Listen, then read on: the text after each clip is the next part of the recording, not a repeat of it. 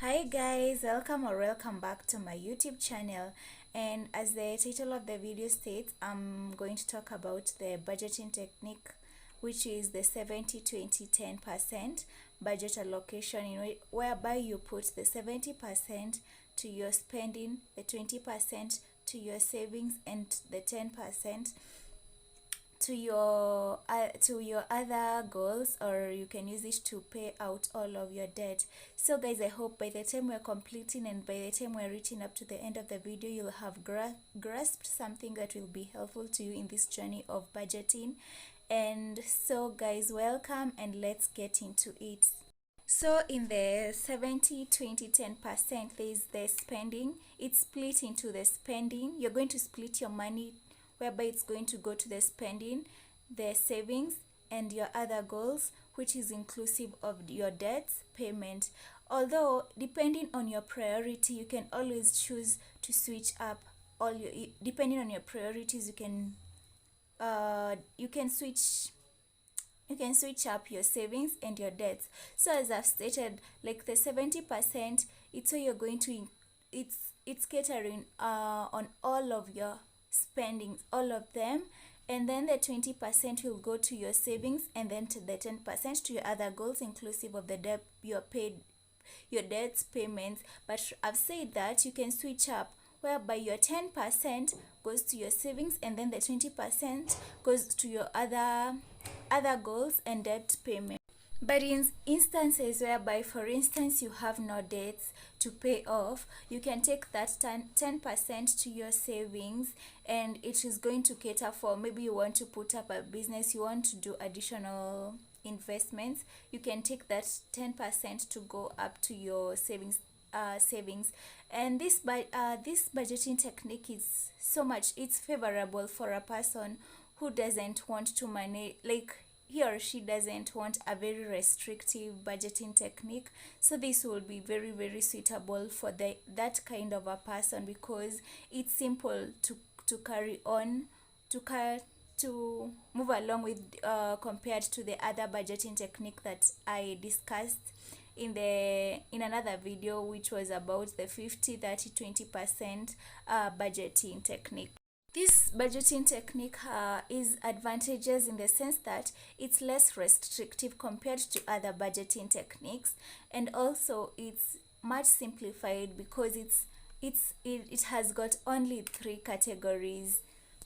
On the other hand, it's not favorable for a person who wants a much detailed budgeting technique. So this wouldn't be their go-to budgeting, because if you want a detailed one, this one is not suitable for you. So this budgeting technique, it's going to work for you in this way. You're going to determine the amount of money, your income, and this income has to be after taxes. And for instance, if you and your partner are combine efforts to work towards paying your household activities, or you use like your incomes, you both participate in your activities, you have to include your partner's income after the taxes. And then now and then from now this you're going to, and so because the both of your incomes, you and your partner's income, are participating, you're both participating in your household activities. After now you've calculated and understood the income that remains with you after you've deducted your taxes. Now this amount of money that remains is what you're going to split up, to some of it to go to your spending, some of it to go to your savings, some of it to go to your other goals, and also to your debts. And so you're going to start now allocating the 70%. It's going to go to your entire savings, and some of the spendings that are inclusive in this 10%, it's the groceries, your insurance, your minimum debts, like maybe you want to pay off your school debts, and also it's inclusive of your, then we've got the rental mortgage, you've got the car payment, yeah. And so what you want to do here is leverage and ensure that this amount, this 70%, like these expenses are going to fit in this 70%, and you're not going to add any amount. Like you have to budget yourself and ensure that this amount that you've allocated, itatosha. Like you'll not have to add up another amount of money. And in case probably like you, this 70% has remained after you've catered on all of your spending, you can take the remaining amount to cater for your saving, to go to your savings. Maybe you want to put up a business. This will be of great help to you. It will be of great help to you.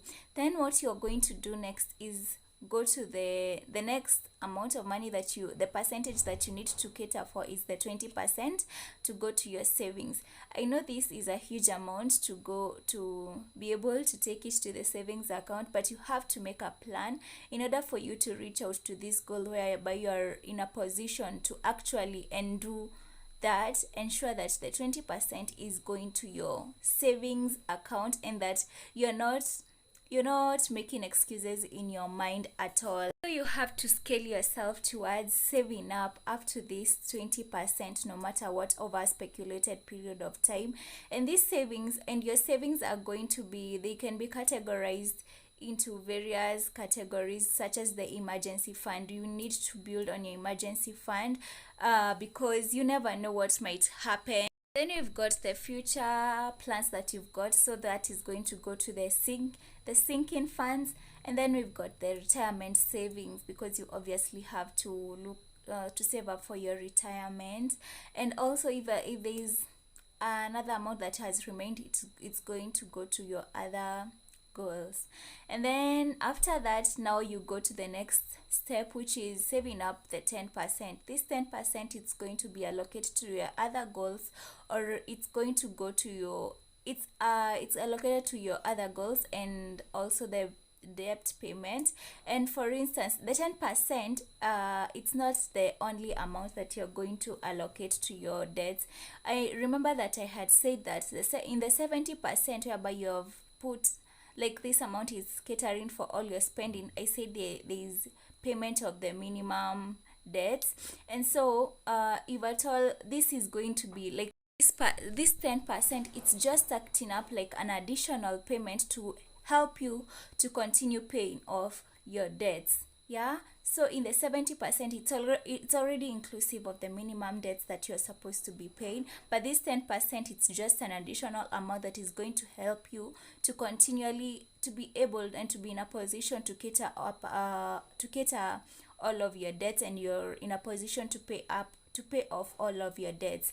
And if at all probably you don't have any debts, that you don't have plenty of the debts, and the 70% can be able to cater for all of your debts, the 10% you can take it to save. You can save it up to, you can take it can be used to, you can use it to save up more and more. So guys, that has been it for this video, and I hope it will be helpful to you. And if you found this so helpful, please remember to subscribe and share with your friends.